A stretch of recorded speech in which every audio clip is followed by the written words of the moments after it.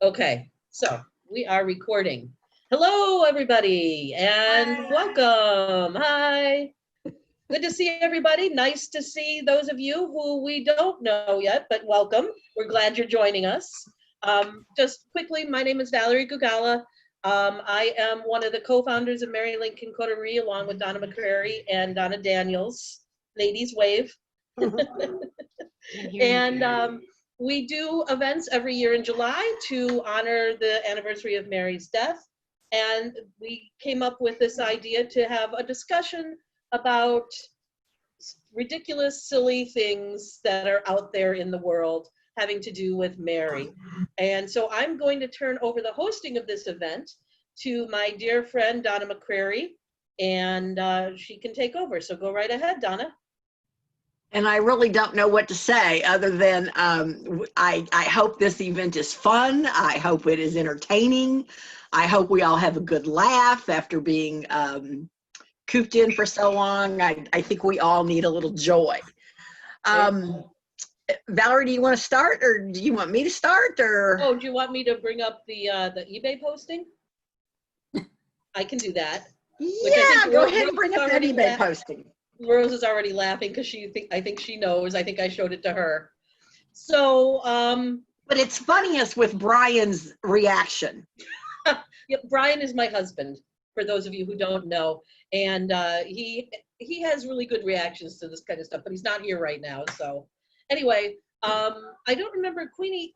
By the way, we kind of have nicknames, and Donna McCrary's nickname is Queenie. So if I say Queenie, that's who I mean. And Donna Daniels' nickname is the Icon.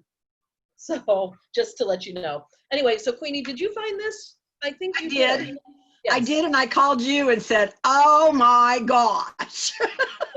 So I'm gonna try sharing my screen here. We'll see if this works. I don't know how to get on to talk if I want to.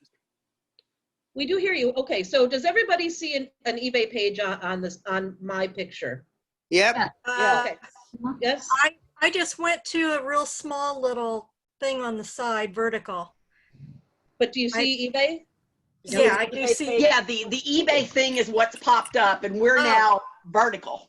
Right. Okay. Right. So now this was a posting on eBay, and so you'll see. I don't know if you can see right here. It says "Rare scene of President Lincoln family in front of White House." In type. Okay. So we all know, or we've all been told, that there's never been a picture of the Lincoln family together, especially Abraham and Mary. So when Queenie found this, she was very interested in what could this be? Funny. Is this new? Why is it on eBay? And what could it be? Yeah, the Lincoln family. There was never a picture taken with all this for sale on eBay. So this is the picture. Does anybody recognize what that is? Yeah, it's at the museum. The wax. Those are the wax figures at the museum. And one thing I think is especially funny about it is you look over Robert's shoulder, the wax figure of Booth is even in the picture. And over here, there's a man that you can barely see in modern clothes that's walking behind the figures. But this is an original tintype. Yeah, original tintype, no less. No less. Sold on eBay. I mean, there's even the markings on the floor where it says who they are. So that's an example. Let me see if I can stop sharing here. How do I get out of this? Oh boy. Oh, stop sharing. Duh. You know, if you click stop sharing, that would be how you stop sharing. Did you contact them and tell them it was bogus? No, I didn't. We haven't. I want one. How many people have bought that thing? Yeah, I'm wondering 16. how many people fell for that. 16 people have bought it. Oh, God. Wow. I think in the description it says something about maybe reenactors. Oh. Hi, Sherry. Yeah, that's what you call Hi, wax. guys. But it's not even real people. Those are the most waxed-looking reenactors I've ever seen. Yes. So that's one example of something that just, I think I laughed until I cried the first time I saw that. That's funny. And of course, then Valerie and I had to sit and discuss how Brian would react once he saw it. Yes. And we came up with all the things he would say, and I think we only missed one. So his reaction to it was just absolutely hysterical. Yeah. But I want one as an example. I haven't bought one yet, but I want one as an example of how easily snookered people are. And I think it's selling for under $20. I want to say it was around $15. So that's Yeah. a bargain for an original Tim type of the Lincoln family. Oh, yeah. It is. But if you sell 10 of those, you made $150 real easy. So Woohoo! Yeah. This light behind me is just terrible. All right, so Queenie, I'm sure you probably have some examples. Well, I don't have visuals of them. I left my books upstairs, but I actually have two. One is Something Modern, which is a book titled The Lincoln Douglas Triangle with Mary Naughty Seduced by the Latest Paris Fashions by Charles Bauer. She has And an if unmade you've bed. never read this book, the premise behind it is that Mary was not only pregnant when she married Lincoln, she was pregnant by Stephen Douglas. Wow. Lincoln married her to save her reputation, and that one of the reasons Robert went to Vermont after after his career in Chicago was because that was the native ancestral home of Stephen Douglas, and he wanted to be where his biological father had actually lived. Crazy, huh? So that's a book I cannot recommend in any shape or form. well, that's And- in direct contradiction to the lady who wrote supposedly the diary of Mary Lincoln, inspired by the white cake recipe that she was making at the time. And her theory was that Mary had seduced Abraham into ruining her so that Ninian would be forced to let them marry instead of, forbidding it. So, I don't know, did she seduce Abraham? Or did she seduce Stephen? Or did she seduce both of them? Well, I'm not real sure on that, but Icon, the book you're referring to also states that the reason Robert was born cross-eyed was because Mary was staring at a taxidermied cross-eyed critter while she was seducing Lincoln. I love that little detail of it. So Yeah. Is that the Jennifer Shiverov book? No. no, Oh. it's That was the one where she supposedly had an affair with Mr. Wood, was it? It was, yeah. William Wood. William Wood. Uh-huh. That's the one I Yes. was going to bring up. Which Jennifer Chiaverini book? Because she wrote a couple that had Mary in them. Which one are you talking about, Joanne? I think it was Mrs. Lincoln's Dressmaker or something like that. I never Well, finished the one that one. the one Icon and I are discussing was written by Janice Curtis Newman. Yeah, that's the one. That's the one. Yeah, Yeah. you're referring to.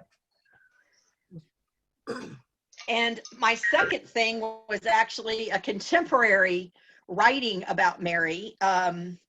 It was written by Senator James W. Nesmith of Oregon in a letter to his wife.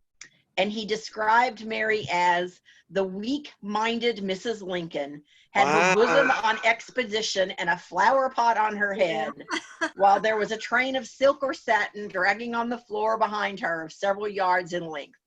And as I looked at her, I could not help regretting that she had degenerated from the industrious and unpretending woman that she was in the days when she used to cook old Abe's dinner and milk the cows with her own hands. Yeah. Shows how well he really knew her. Exactly. Icon, Max said that you had a story too, by the way. He was like, Oh yeah, I got a couple of doozies actually. I remember doing a presentation once, telling about the story of my life. And when I was taking the questions afterwards, someone says, so I hear you're a drug addict. Oh my God. Yeah. And you always like, first of all, you're taken aback when you get a question like that. And then it's like, and at the same time, I'm thinking to myself, well, you know, how rude of you to, to ask a question like that. But tried to answer it as best I could. But the story that Max is referring to, and I've heard two different versions of it. The first one is that Abraham was assassinated, that Mary got John Wilkes Booth, who was her drug pusher, to assassinate Abraham. God. You're kidding. For her to keep him from finding out about her drug habit. It's either that story A or B, the story that she had arranged for Booth to come to the box that night, but she actually shot her husband herself and then framed John Wilkes Booth for it to get him off of her back. And I'm just reading this and I'm going, really? What are you people smoking? Yeah. That is And wild. if Max remembers better than I do, but I think he said that was actually, that story was actually put forward by some preacher of some kind. Put that story out there. I'm like, are you serious? Yeah, that's the most outrageous thing I've ever heard. Have you ever read or seen a book that was supposedly told Sutton, Ida Sutton, I think it was, by Vance, the lady who did laundry and stuff. Mariah Yes. Vance. Mariah Oh, Vance. Mariah Vance, yes. I've got have that, that one. because I've got that because you know, like I said, my husband asked him to do for my 40th birthday a long time ago to do a special picture, and he kind of pitched his book, and I went ahead and got it, more or less, not to hurt his feelings. And you wouldn't believe all the crap that's in it. I mean, it's just crazy, really crazy. One example is, well, a lot of it is she's saying that she just had really bad, which we all know, moods, and especially when she had her headaches. But if she was not under the influence of migraine, that she did a lot of really good things that were really generous. She made over a lot of Eddie's clothes for her little girl, baby girl, and all that. So there's a lot of good stuff in it about Mary. But there's one I remember, she said that one time he was sitting on the sofa, he'd come home, and he says, I picked up a picture of, remember I told you about this girl I liked back in New Salem, and I picked up this picture because the picture reminds me so much of her. Oh, And when please. Mary saw it, she ran over and got in a horrible jealous rage and scratched his face. And that's what that lady said. Where would he have a picture? Silly. I know, okay. I know, I'm just saying that this is crazy. Yeah, Yeah. yeah, it is. Yeah. It is. I mean, there's Yeah. all kinds of stuff like that. She was like making it sound like she was the fly in the room and saw all kind of personal things. Yeah. One time she was sweeping and he said something and she thought it was funny, and he responded and said something about, and he picked her up and spanked her. And the lady, this lady who was a servant, part-time servant, thought, these are the weirdest people I've ever seen.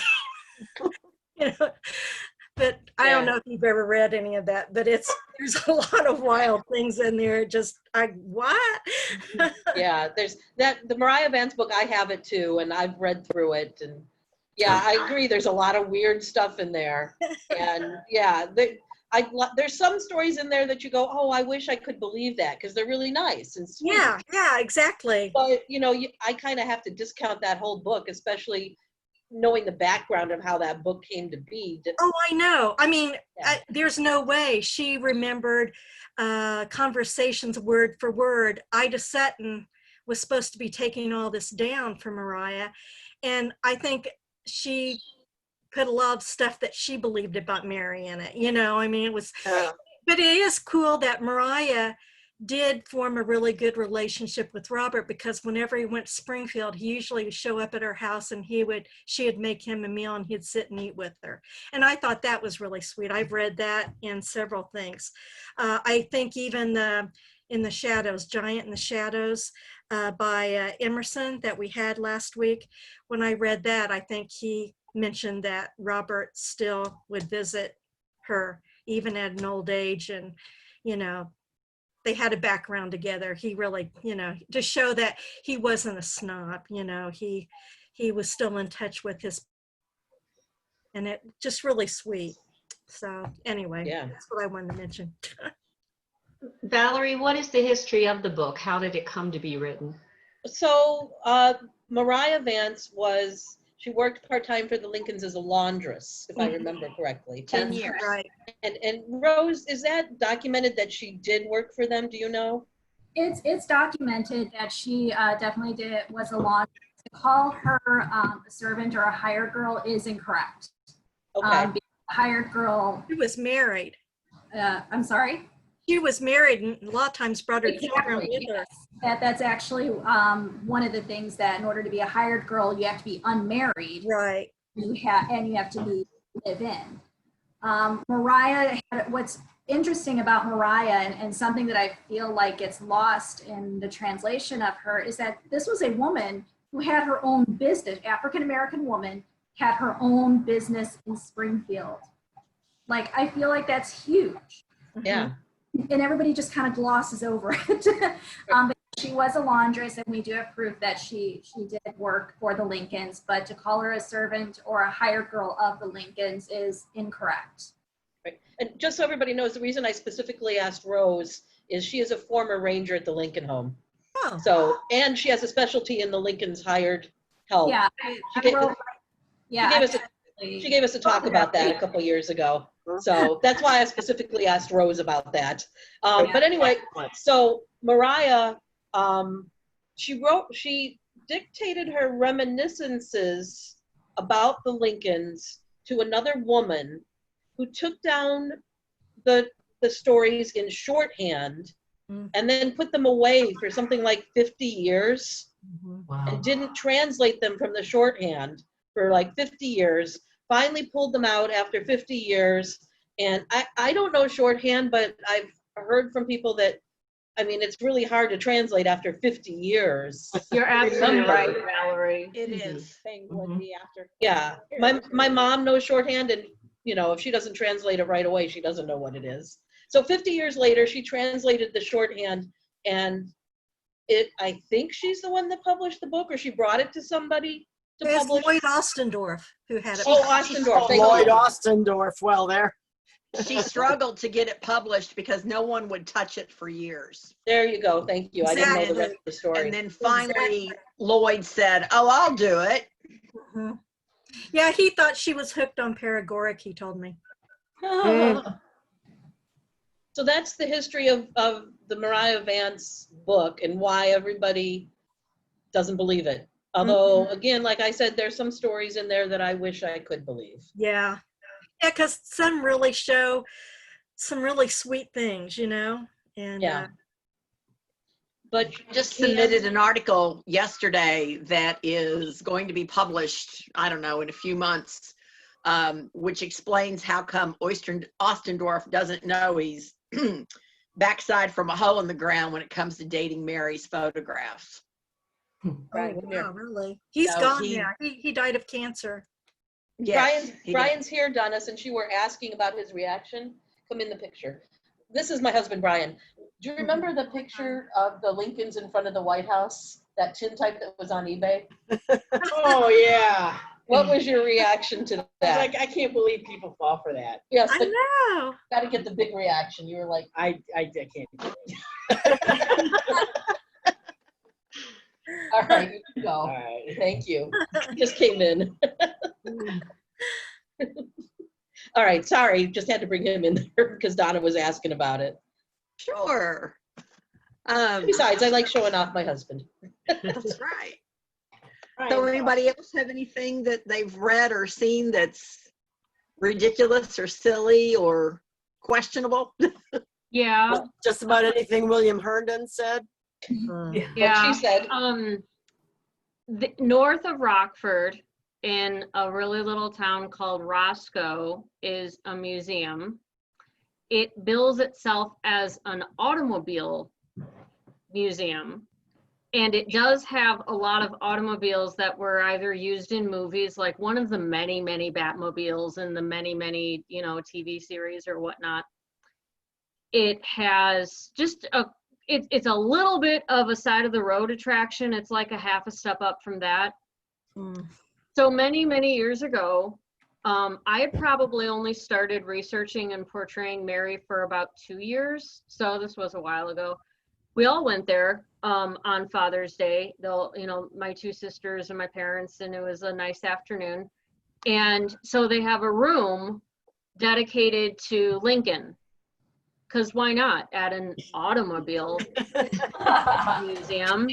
So I walk in there and I'm just like, what the hell would some little almost roadside attraction in Roscoe, Illinois have of Lincoln? So apparently they've got shackles that were worn by one of the conspirators with, no documentation in the display case, it is not always put in a display case. They had a really, really big, like really blown up, 6 foot by 5 foot photo of Abraham Lincoln's birthplace. Think about that. That's it. Yep, photo of his birthplace. And then they had actually a very nice glass case on a mannequin, this lovely, I'm going to call it 1873 brown, light tan dress. And the card said, worn by Mary Todd Lincoln. And I looked at that, and I really looked at the era, and it was like 1873. It was not the 1880s. It was that era of bustle. It was like the smaller bustle with train, and the bigger bustle in the 1880s was bigger. So I'm looking at that, and I actually, me with my freshly minted master's degree in research and library studies, I asked to see the curator, and the curator was the lady manning the desk at the gift shop, or she said she was the curator. And so I pointed out to her that I think she should research that dress again, because that might be mistaken. And I tried to say it like that because there were people around, and it's rude to call someone a dirty liar, when there are people around. You're an idiot. So I tried to say, like, maybe you should just look into that and do a bit more research and just double check. And I was trying to give her an out. I was even trying to say something like, okay, is there any way you could mute yourself? I'm just wondering if you could mute yourself. Well, we didn't give it to you. We discussed it when we were there. Valerie, how do you mute yourself? If I wanted to I mute muted. myself. Let's see. You muted it. So There I go. Okay. So I tried to give her an out, and I said, does your documentation say that this was owned by Mary?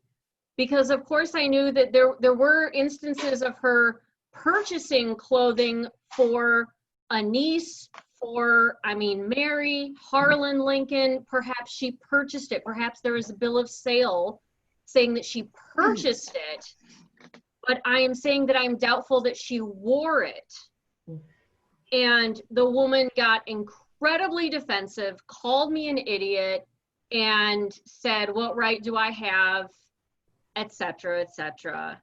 And so I've never stepped foot in there again. And I can't remember in what context, but maybe like 6 months later, someone was asking me about that museum. And I was like, well, they just lie about their research, so I wouldn't go there. So I, lost them $10 on an entrance fee. So I got that to share.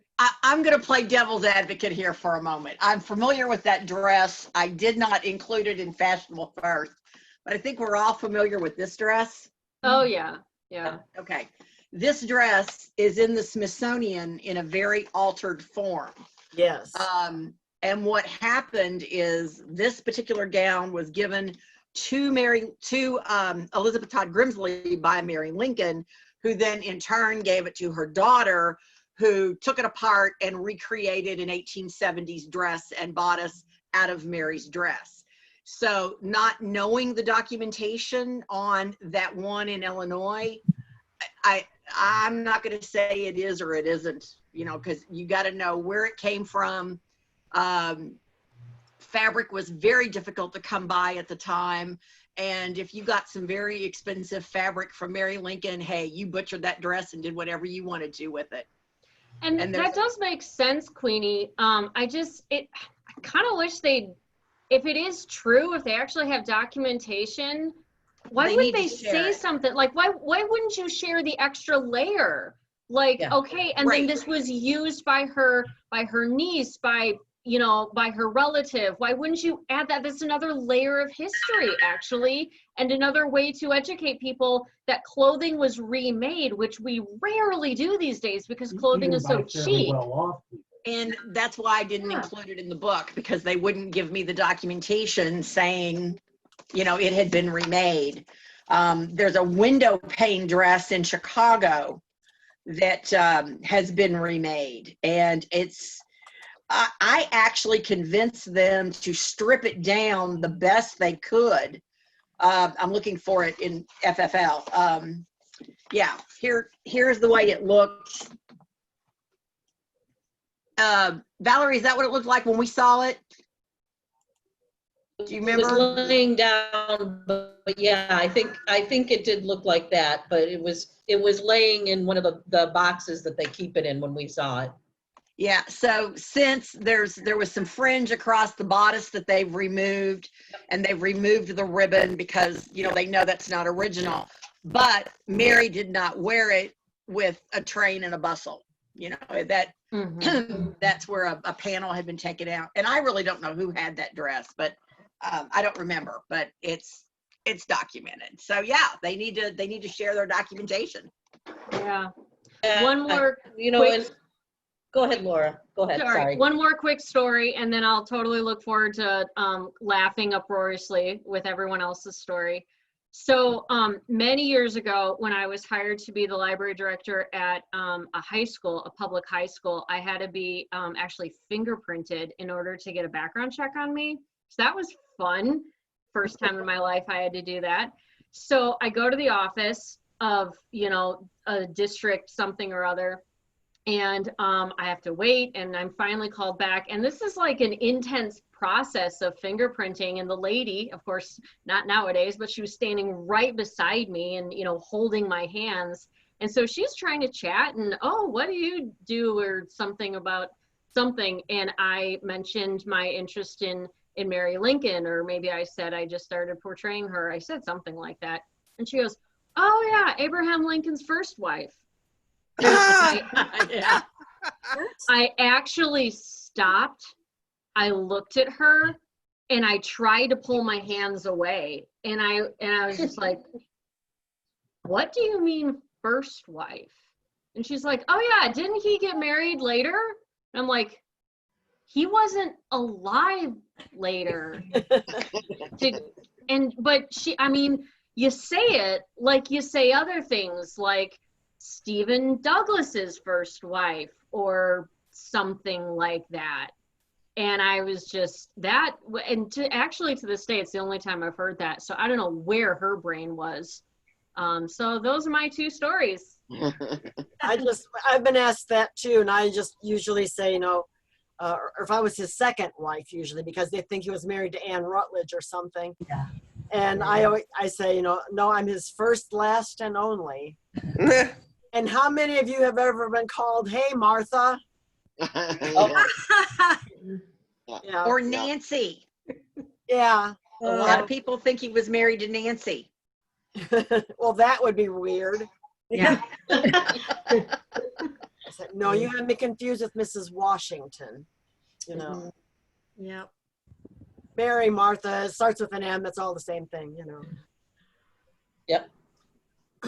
Who else has something to share? Or Donna, do you have anything else? Or Donna? Or I have something. Do I show up go when I right start to ahead. speak? You are. See ya. Hey.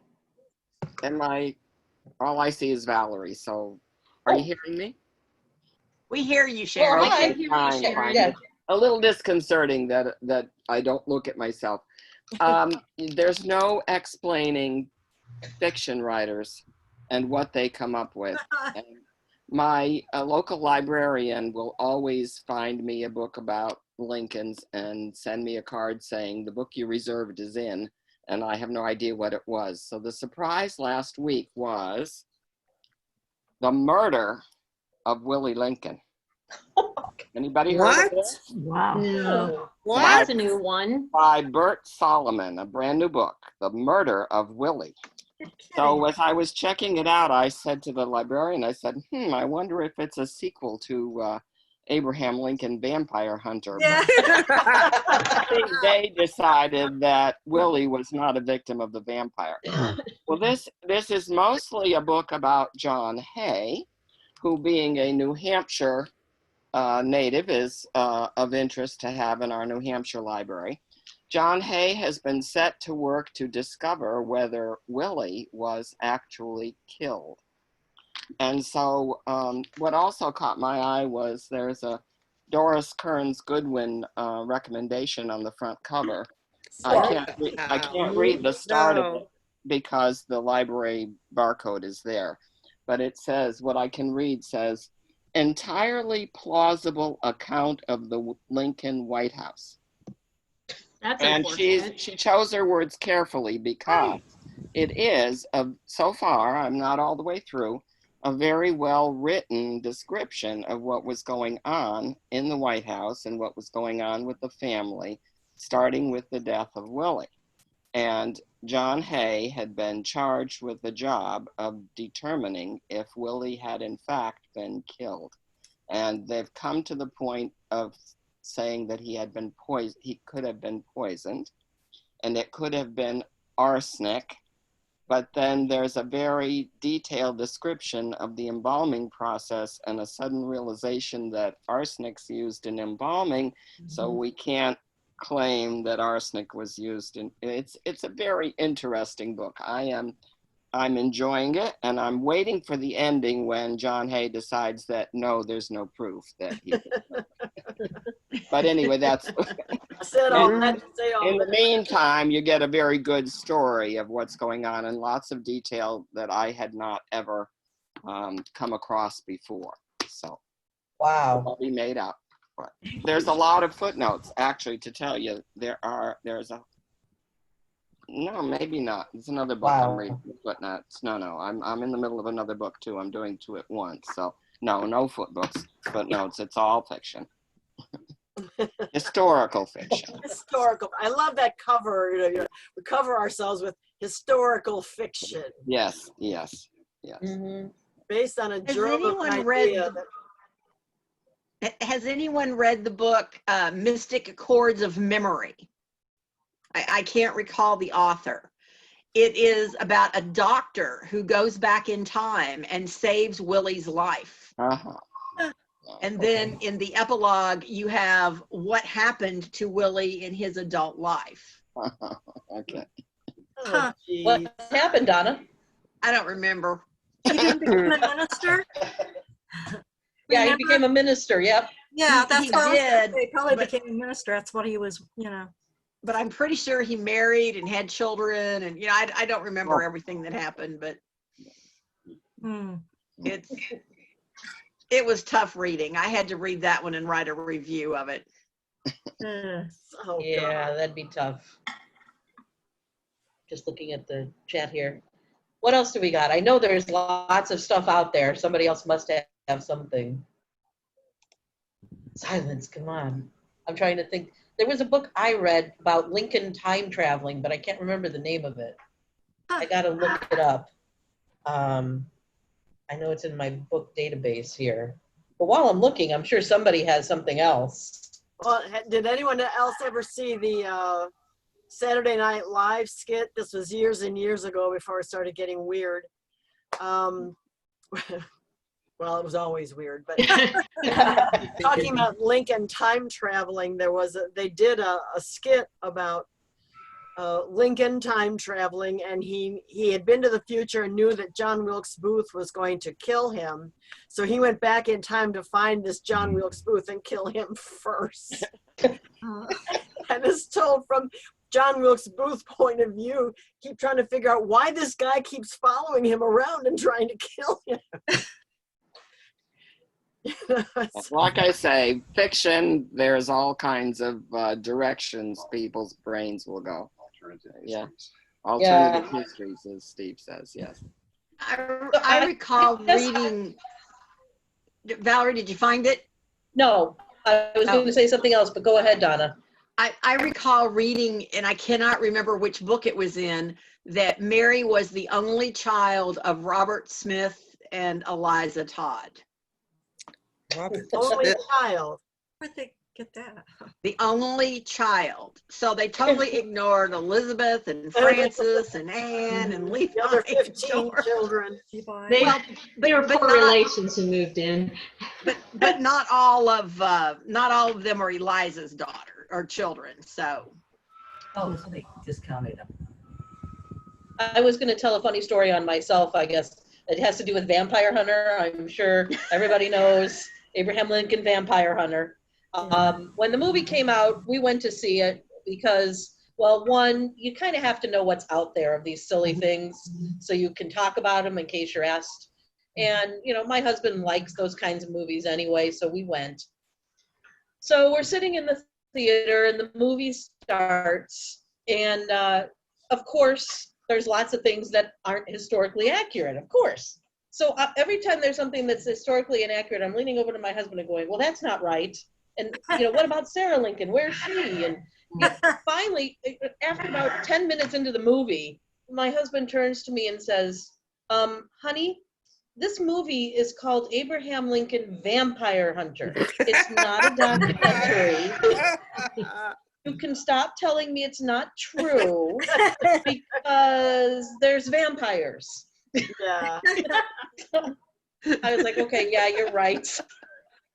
And then we enjoyed the rest of the movie, you know, like it was a vampire movie, but yeah, that's a little silly thing on me.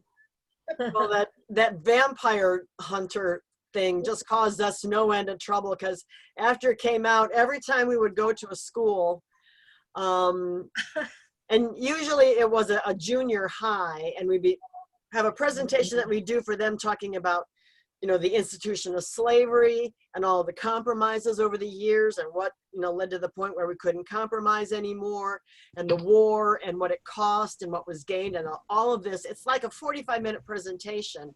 Get to the question and answer, and all of the hands start shooting up. We call on one, he says, so can we see the axe that you used to kill the vampires? Really? That sounds like junior high.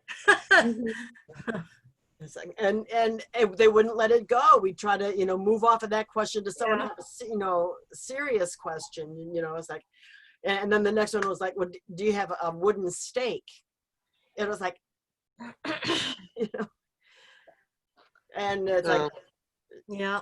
And that's what makes me worry with movies like that, because kids see it in the movie and they think that's true.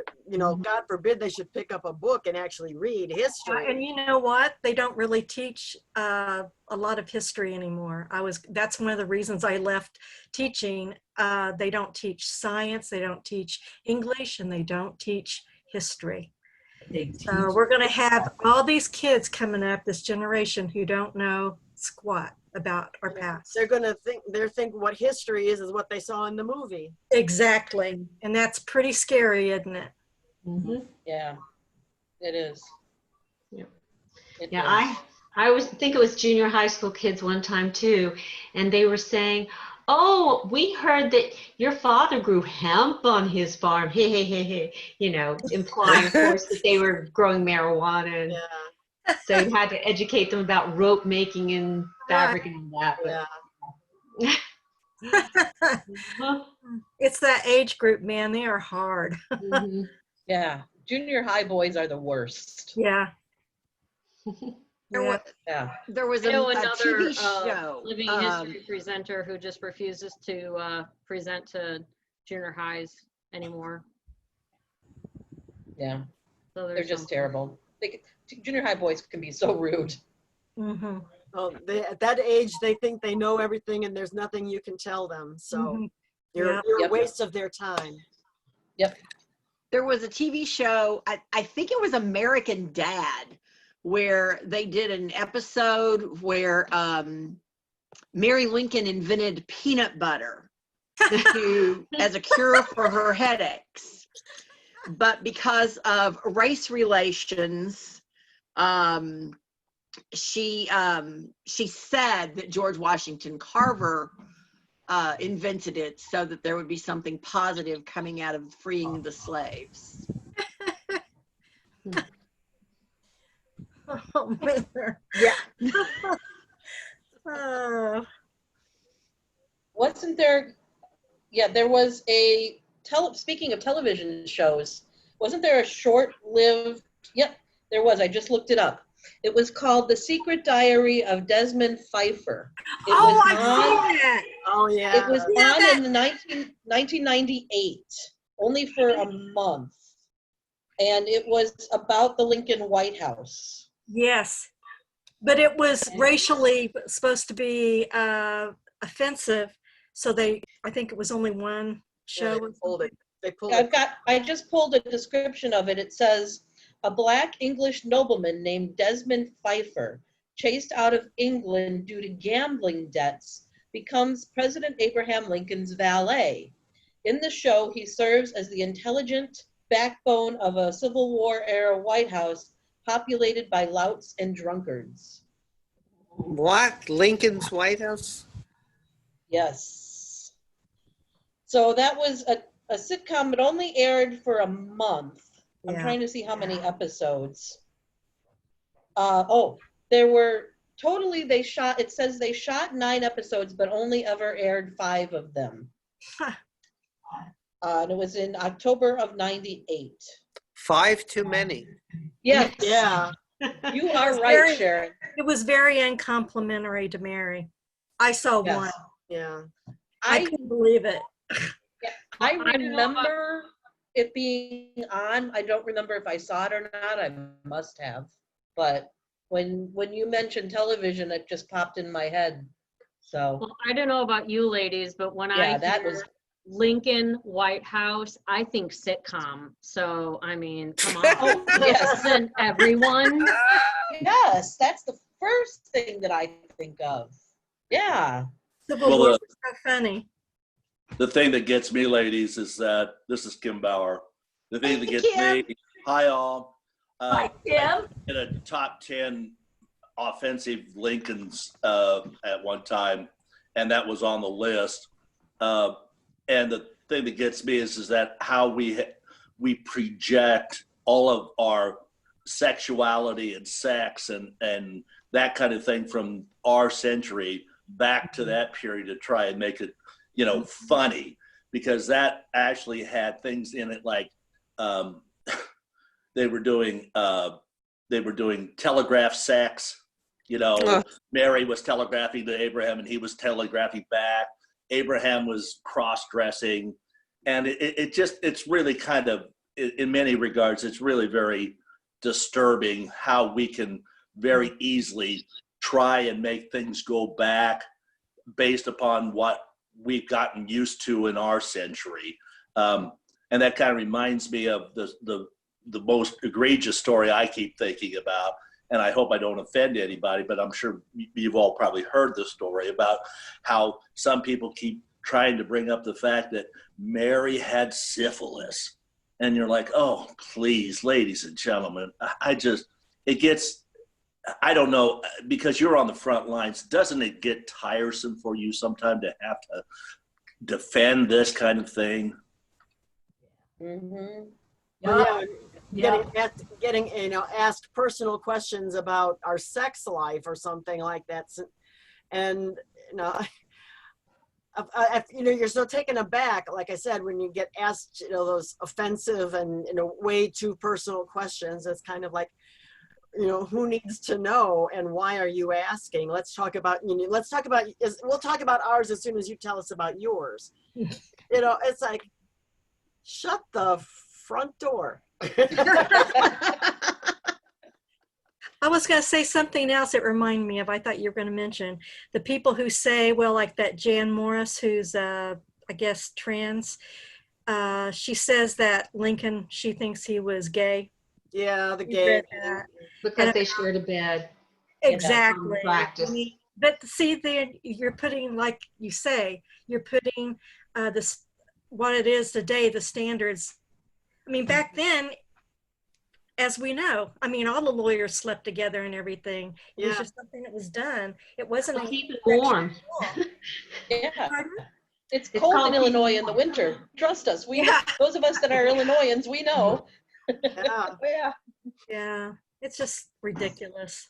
And it just frustrates me like crazy when I hear or read something like that. I thought, think of all the people who are going to believe it now. Yeah. And we run into people all the time that, they already have their minds made up and they don't want to be confused with the facts. Mm-hmm. You can explain that to them about the standards are different, now than, and you can tell them and they don't want to hear it. They want to believe what they're believing. Mm-hmm.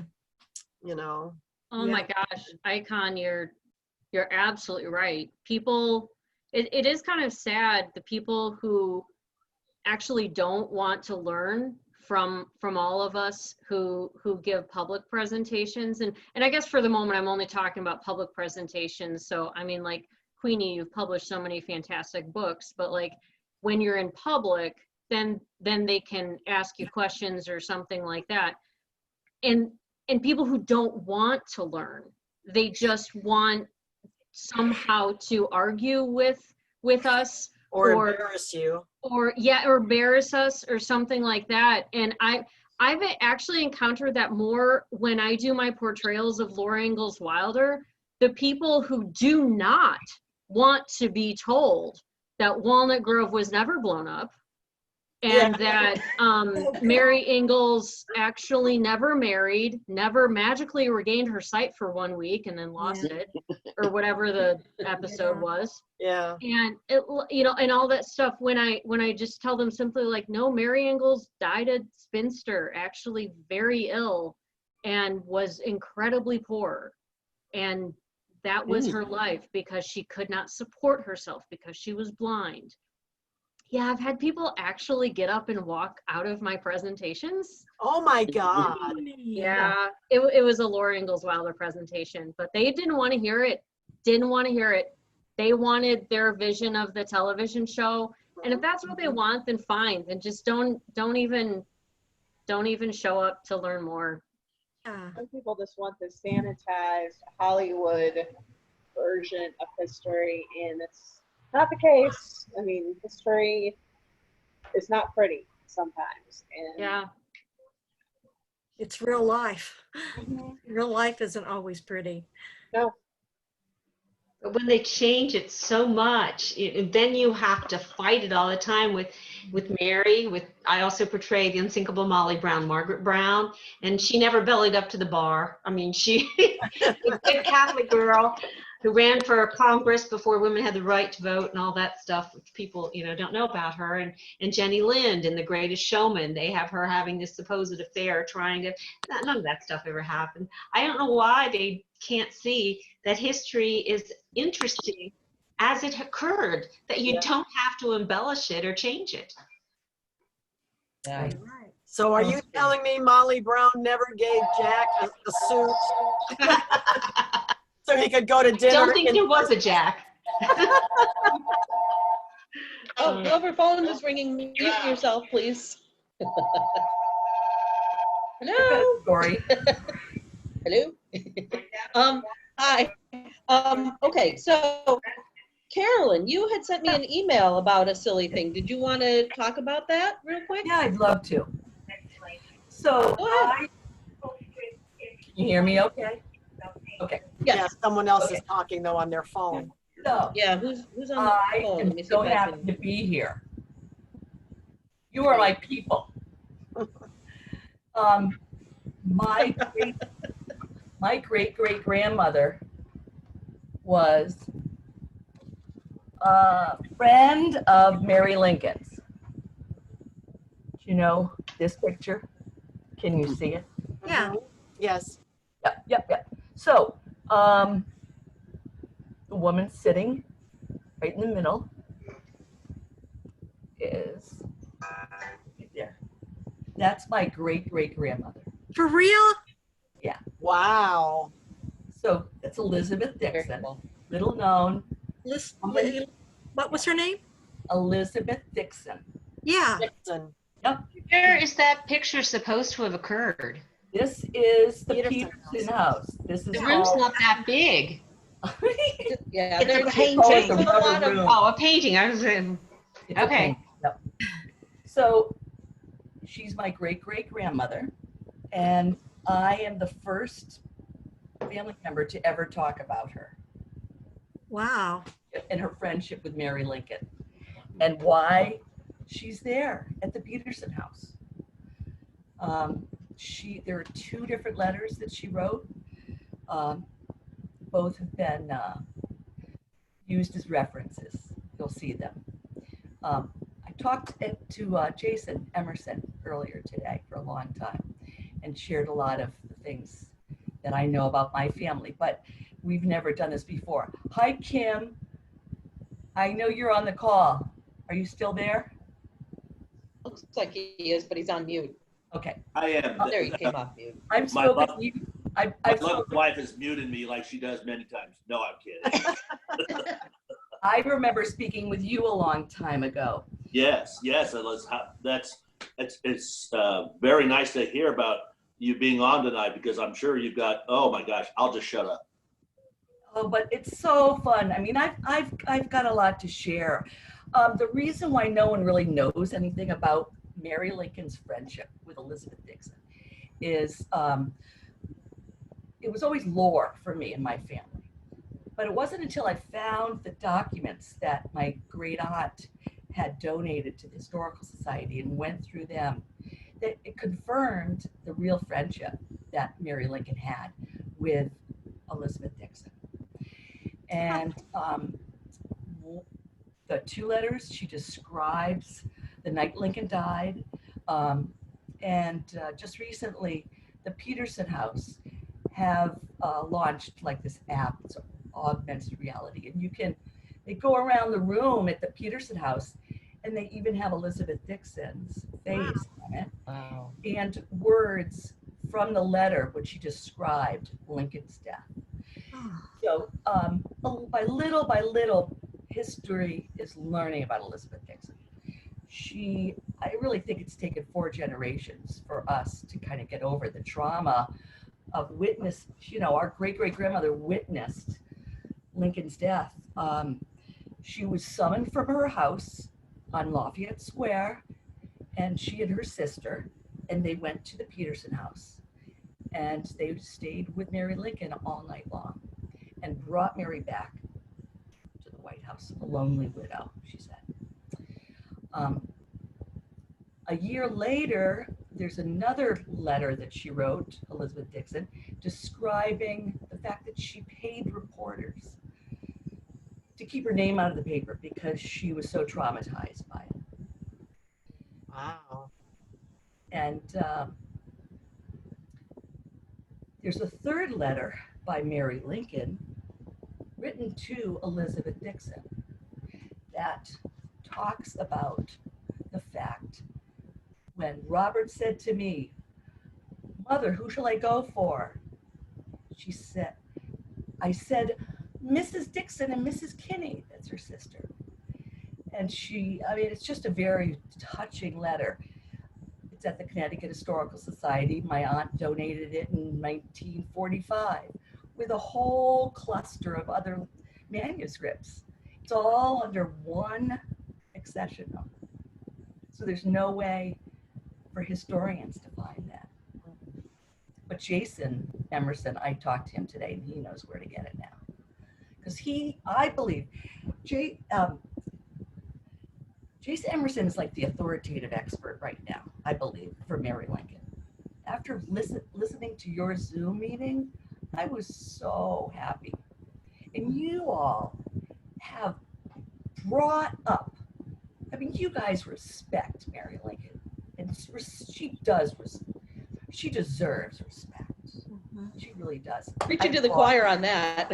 I applaud you guys. Well, thank you. I'm glad to have you with us, Carolyn. Yes, absolutely. That's great. So, I thank you, Valerie, for mentioning this. I've got something that was written by Elizabeth Dixon's daughter. She wrote, and this is Elizabeth Dixon, same name, but it's her spinster oldest daughter, Bessie, and never married, really the typical, spinster type. She wrote this. It's a remembrance. One day, Mrs. Lincoln said to Mrs. James Dixon, "My husband seemed this morning to be deep in thought. I wondered what he was pondering. And I said, 'What are you thinking about? I wish you'd tell me.'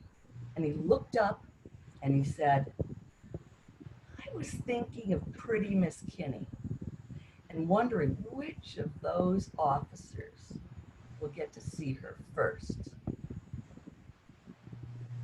Now, Miss Kinney is the niece of Elizabeth Dixon, and she lived on Lafayette Square. And she was a young, beautiful woman that even Selman Chase had a crush on her. What's so remarkable is Selman Chase's daughter was Kate Chase. And wasn't Mary incredibly jealous of Kate Chase? But this, I'm like, it just sheds light on like a relationship that Lincoln had with his wife, that he could say something like that to her, and then the fact that she could share it with her friend Elizabeth Dixon, it's just remarkable.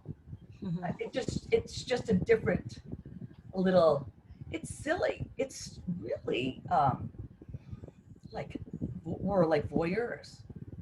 But Elizabeth Dixon's daughter told us at one of these women's meetings, Monday afternoon clubs in Hartford, Connecticut.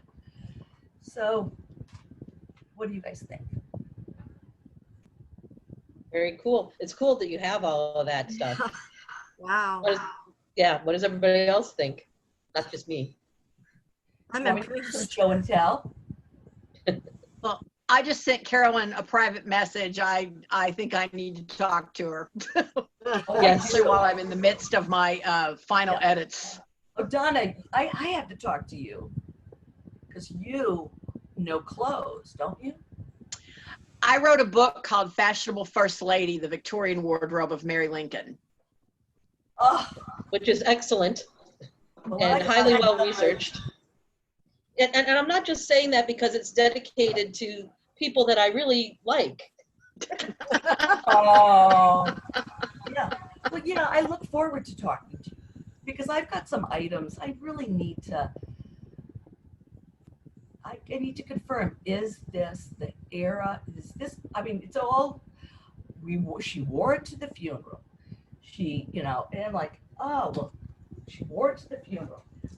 I have the funeral pass. We know that she was there, but she was upstairs. Wow. Elizabeth Dixon was upstairs with Mary Lincoln. She did not, she got the pass to the funeral, but she didn't attend it because Mary couldn't. Right. And, very cool. Well, you two will have to connect and discuss, definitely. Because Donna, I think that's some good information for you to be working on. I'd love to. Yeah. So I'm the keeper of all the Dixon stuff. Like, you know, you were talking about the classroom. When my children were young, I'd go to the classroom and I'd give my Lincoln talk. And I'd pass this around the room. This is a door knocker. It was the door knocker in Hartford, but it's really cool looking. Look at that. Oh my. Oh, I like that. It could have been the Washington, D.C. door knocker. Like this. This is Miss Senator Dixon's nameplate. And see how it goes? It screws right in the door. Wow. And if you, I've seen at like on Lafayette Square, the doors, the way the woodwork is, you can tell exactly where it would have gone in, and there's a hole right in the middle where you could see where they would have put the screw through. So kids like to hold on to things, big things, you know, big things that are not going to stand the test of time. This is a big seller too. Ready? Mm-hmm. Well, Elizabeth Dixon would have, you know, the whole social, during the day that you go make your calls and go to people's houses and you leave your card and, you know, when you're coming and going from town, blah, blah, blah. Well, everyone had their own particular bell. This was Elizabeth Dixon's bell.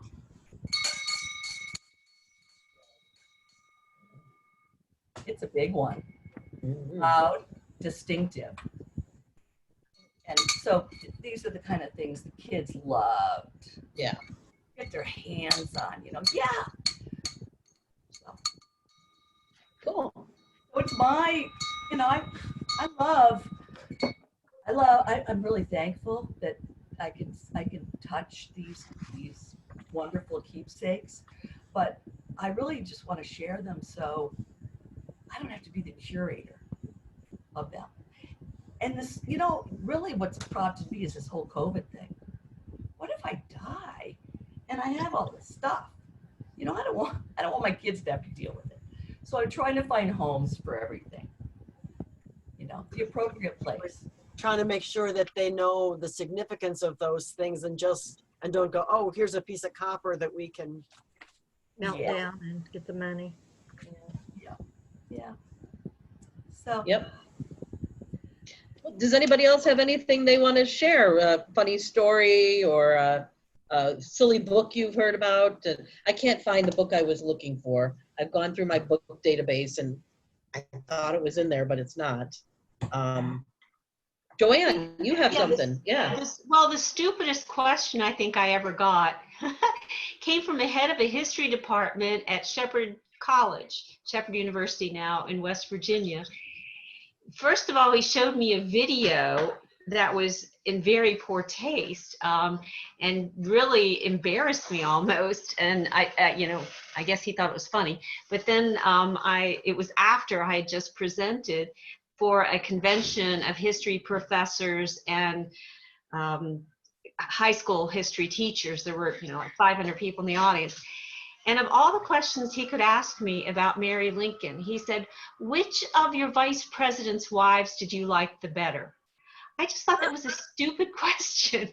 Vice president? Yeah, of the two vice presidents. Yeah, so I had to give him an educated guess because second one, I don't think she came there. Had she come to she stayed at home. She didn't come to Washington. Yeah, I don't remember. Yeah, She didn't particularly like Johnson anyway, so. right. No. But she also had meals and was very friendly with Hammonds. I thought that the Mrs. Johnson was an invalid. Yeah, And- she didn't come to And Washington. and Andrew Johnson's daughter was the real hostess, the real something. So, I mean, I thought I read that Mrs. Johnson was just like, she literally didn't get out of bed. She was an invalid.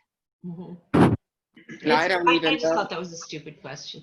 But I'm related to Abraham Lincoln. That's what it's thing I found out recently, and I was thrilled about that. Yeah. My cousin sent me all the documentation. He's my 7th cousin 5 times removed. So it's a long way off, goes back to England, but yeah, she had all the documentation. I thought because my mother's maiden name was McFarland, and there's a lot of McFarlands in Mary's, that I was possibly related to her, and I was really surprised to find that it was actually Abraham. Huh. That's cool.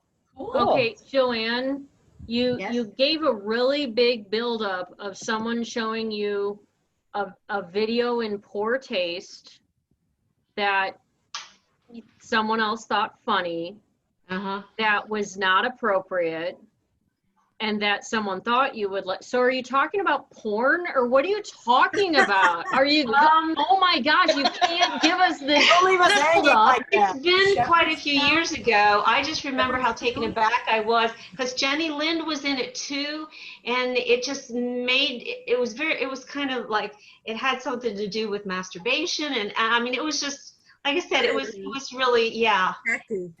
He was saying how the students he shared it with at the college thought it was great, and I was like, What was this? Was this like a student film about history? What was this? It was so kind of like a cartoonish thing with drawings of people that it's been a long time ago, like I said, but it was after the presentation that he shared this with me. I seem to think you were being sexually harassed at that point. He was looking. That That does not sound like- outrageous. I think you. Well, he had before that talked about hiring me to come down and doing it at the university, and I guess after my reaction, it was like he never called.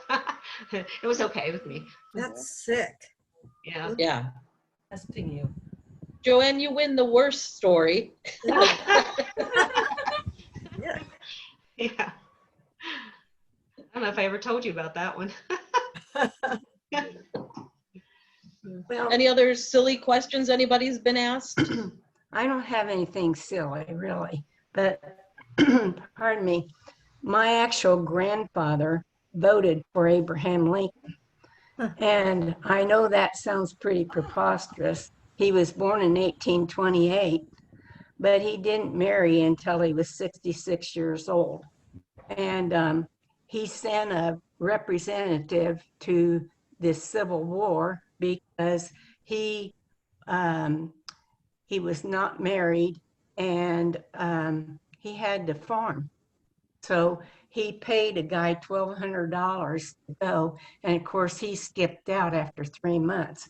But anyway, he married at 66 to my grandmother, who was 22 at the time, and she was born in Hardin County in Elizabethtown. But anyway, during his younger years, we've got county books, with the pictures and these big stories about different people. And anyway, it plainly states in there that he voted for Abraham Lincoln. My dad wasn't born until 1905. And when my grandfather was 79, and he passed, my grandmother was still expecting another one. So, Wow. yeah. Wow. I thought my grandfather must have been woohoo, because he got my grandma pregnant when he was 60, but that's unreal. Same with me. My great grandfather was 60, and my Elizabeth Dixon's daughter was 35. Wow. She had 2 children from my father and my aunt. They didn't Wow. need the little blue pill back then, did they? Oh, Oh, wow. thank goodness. Amazing. Any other funny, interesting stuff? It's after 7, so I'm thinking we're going to wrap up pretty quickly here. But This if has anybody been else, fun. This is if anybody else has anything to share, This has been lots of Do we, fun. do we want to mention what tomorrow night? Oh, is it yeah. Tomorrow night is a trivia contest? yes. So we'll still, if anybody has anything to share, but let me mention tomorrow night we have the trivia contest, which should be a lot of fun. Make sure you register for that, and make sure you have something to write on and something to write with, because the way we're going to do it is I'm going to read out the questions. You'll write down your answers. Don't say what they are. In fact, I'll probably put everybody on mute while we're going through the questions. And then once we've gone through, we'll probably do about 20 questions. Then we'll go back and we'll go over the answers, and you can grade your own sheet. We're going to do it on the honor system. I trust everybody to be honest with what they answered. And so then we'll go back over the questions, and then we'll ask, did anybody get 100% or did you get 19? And that's how we'll do it. I think that's the easiest way to do it. Because if we tried to do it with just me asking a question, like, what's Abraham Lincoln's wife's name, which is not going to be a question, obviously. But, then it just goes to the fastest typer or the first, the loudest speaker. And that's not fair. Yeah. And then fastest internet, Brian says. Of course, Brian says that. And then we thought about, going one by one and saying, okay, Donna Daniels, your question is, what's the name of the soldier that Mary wrote a letter for? Okay, and if she doesn't know the answer, she might be embarrassed in front of everybody, and that's not nice.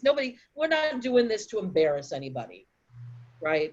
So this way, nobody knows what you know or don't know. So that's what we're doing. So that's a long explanation of the trivia contest. But that's tomorrow. And then on Wednesday, Joanne, do you have a question? I was wondering, are you recording it? Because I have an acting class tomorrow night and I can't participate. Yes, we're recording. I'm recording all of these. This talk is actually being recorded too. And so it'll be up on the Facebook page, probably right after it ends. It'll be up on the Facebook page. So yeah, I'm recording everything this week that we're doing. So on Wednesday, we're doing the Vigil for Mary, which is something new for us. The 15th is the day, as we know, that Mary fell into the coma. So we're going to have a vigil for her. And if you're coming to, we hope you're coming to that. If you wish to, we're going to have a candle lighting during that vigil. And then if you have an electric candle, by chance, you can leave it burning overnight until the next day, which is our annual Memorial for Mary. And we're actually holding it at the time of her death, and we'll have a moment of silence, and we'll all put out the candles during the moment of silence. If you don't have an electric candle, that's fine. Just light the candle again right before the memorial service. But I got an electric one, so I'm going to leave mine burning, and I'll probably take a picture of it and post it on the Coterie page and all that. Good idea. So those are the events we have coming up. Donna, yes? Valerie, on the trivia night, explain how we're going to decide who's right if there's a difference of opinion. Oh, if there's a difference of opinion on questions, Queenie Icon and I are the final answer on who's right and whether what the answer is. The three of us have talked about these questions, and we've tried to make sure that the answers are not controversial. So hopefully we won't have any problem with that. But again, if we do, we are the final say for this on if the answer is correct or not. So are we taking out the question that you and I discussed, or are we going to discuss it tonight? About Robert? Yes. Probably take it out. Okay. I'll go ahead and say, should We I need to say what it explain. was? Okay, so. Just ask the question. Okay, where was Robert Lincoln born? Anybody? Globe Tavern. Everybody's gonna Yeah, say the Globe Globe Tavern. Tavern. Globe Tavern, yeah. Okay, No, Queenie, go ahead. Go no. ahead. No. According to Robert, he had heard that he was born at the Globe Tavern, but he had also been told that he was born elsewhere in Springfield, so he didn't know where he was born. And since Abraham and Mary didn't record where Mary was when she gave birth, we really don't know. And so that would have been one of our questions, but then yesterday Queenie and I were talking about it and she came up with that information. So I said, based on that, I decided I was just not going to ask the question because I thought it was not fair to count the Globe Tavern as wrong when that's what everybody has been told. Exactly, yes. And it's not fair to count it as right when Robert didn't know. Was maybe not born there. So Right. it's not right, but it's not wrong. So we're just He was getting rid of very that. young at the time. He might not remember. Exactly. But Valerie and I were talking, you know, in my own family. I mean, I'm the first generation that was not born at home. And so, you know, my mother always tells the story that when her mother was giving birth, the children were sent elsewhere, you know, to stay with another relative or something. And when my grandmother gave birth to her first child, she went home to her mother. And that's what they did in the 19th century as well, because we know that when Elizabeth gave birth to her first child, she went to Lexington, Kentucky to be with family in Lexington. And so, you know, there's a possibility. I mean, the Globe Tavern would have been noisy. There was a lot of boarders there. It would have been Victorian to let someone hear all that screaming and moaning and groaning. And there's a possibility that Mary would have gone to Francis's house where William Wallace would have helped tend to her. It's possibility she would have gone to Elizabeth's home. It was possibility she would have gone to her doctor, her uncle, Dr. John Todd. We don't know. Huh. Good point. So it's that interesting. question is out. It was interesting with coming up with these questions, some of the questions we brought up ourselves when we were going over them. So that was interesting. So that question's out. Will there be a Sherry. prize for last place? Because I will know 0 answers for Right, me too. I'm gonna be No, I don't you. think you'll know 0 answers. There's some harder ones, but you'll know some, Sherry and Carolyn, definitely. I mean, they're not all super hard questions. And actually, I had a conversation, I think both with Queenie and Icon about a problem of the questions that we think are, oh, that's easy, everybody knows that. That's not really the case. Not really the case, yeah. Because, you know, we know a lot, you know, so I tried to make questions that really are not obscure, you know, that people will know. So no, I don't think you'll get 0, Sherry. you. More faith in me than I do. Well, the good thing is you don't have to tell anybody if you do. That's why we're doing it the way we do. Oh no, You know? I will totally admit. I'm with you. Yeah, I actually got the idea of doing it this way from my other obsession, which those of you who know me know it's Disney. And so I've been to Disney resorts and done their trivia, and this is how they do it. They have you write it down, and then they go back over the answers. And when we were trying to figure out how can we do this without embarrassing anybody or putting anybody on the spot, it suddenly occurred to me. So I think it'll work out well. Sounds good. And Yeah. what time is it tomorrow, Valerie? 7. 7 o'clock. 7 o'clock Central. 8 o'clock for That's those 8 of for you. us. Yeah, those of you on the East Coast.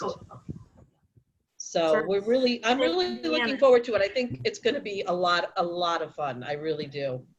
And hopefully we'll all learn something that maybe you didn't know. And you can critique on whether or not we think our questions are too hard or too easy. We do have a few tiebreakers that are pretty hard. Okay. So, because they've got to be, they're tiebreakers. So, all right, does anybody else have anything to add? Icon and Queenie, do you have anything to add about upcoming events, or have I covered it all, long-winded enough here? I think you have. I mean, heard all of it. Queenie? Who's Queenie?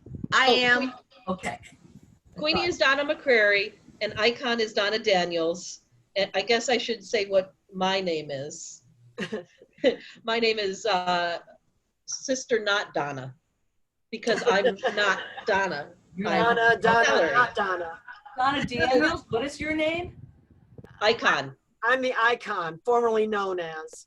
Icon. Okay, got it. Got it.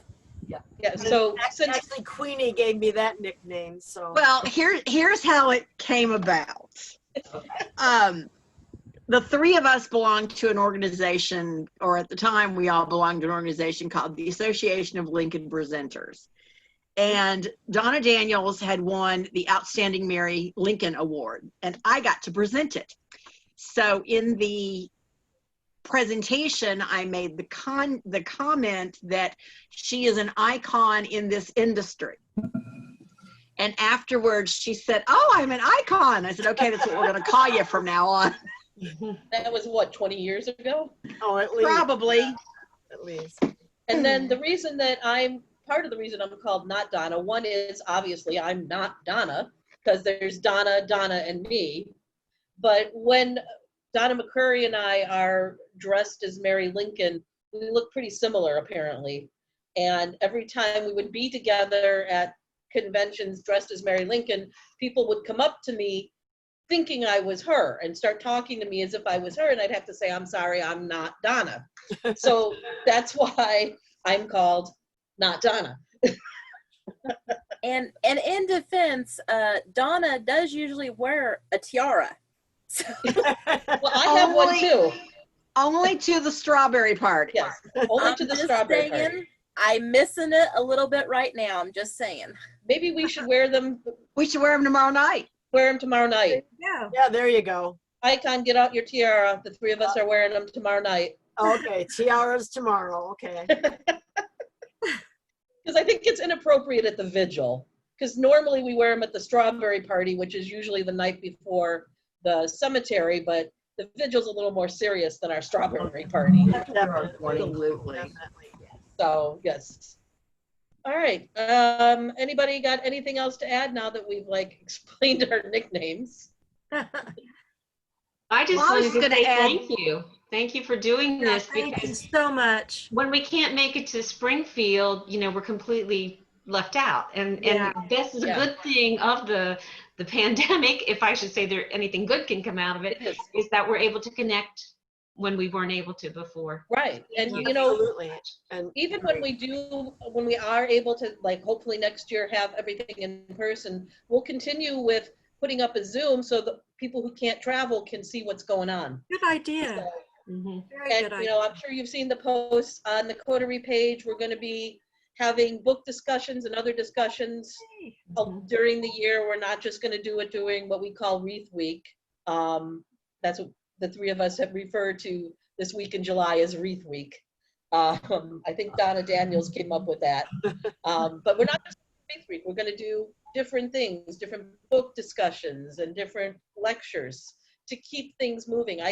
Like Joanne said, you hate to say the pandemic is a good thing because it's not, but I think it's helped get the coterie more active. So. yeah, well, Valerie was the one who came up with the idea of going ahead and having the memorial service on Zoom, which was brilliant. And then she pointed out, and if we're going to do it on Zoom online like this, there's no reason that it has to be only one time a year. We can expand it. And she had also mentioned this gives people like Joanne and Sharon and people who are around the country who have never been able to attend, or only rarely. Or only rarely. Twice. And gives you an opportunity to participate as well. And And doing it this way means that we don't have to only do it once a year. We can have, like Valerie was saying, every month do something together. You know, so we stay in touch with each other. And Yeah, we get to talk to each very, other. very much. Yeah, I love that we get to talk to each other. Yeah. Absolutely. I was gonna say get to know each other better because. Yeah, absolutely. All right, well, I think we're gonna wrap this up because what time is it? It's almost 7:30. So I don't want to keep everybody forever here, but it's been a lot of fun. I hope all of you will come to the trivia, especially you, Sherry. I expect to see you there. Oh, no. Doubt it. I No, doubt it. Sherry. And we'll see everybody there. We'll see everybody tomorrow. And everybody have a good night. Hang on. And thank you for joining. It's been great. I'm trying. Thanks. Bye, everybody. Thank you, everybody. Bye. Thanks so much. Thank you. Yep.